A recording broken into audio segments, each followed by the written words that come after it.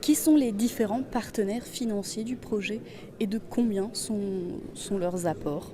Alors, on a aujourd'hui 5 actionnaires, dont on a annoncé déjà 3, InnoEnergy, IDEC et TSE. Et il y en a 2 autres qui sont rentrés au mois de juin, dont on a annoncé un qui s'appelle Heraeus, qui est un groupe allemand.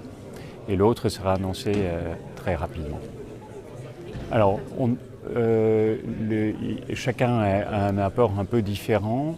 En termes d'actionnariat, le plus grand est InnoEnergy, avec un peu plus de 30%, et les autres se trouvent entre 15 et 25% à peu près. Combien vous faudra-t-il emprunter? Alors, le total du projet est estimé aujourd'hui à 800 millions d'euros.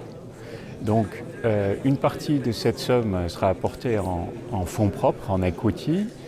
On peut estimer que c'est de l'ordre de 300 millions.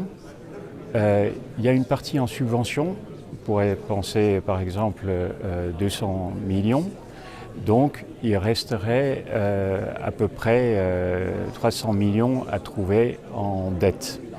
Quels montants d'aides sont prévus et qui sont les subventionneurs?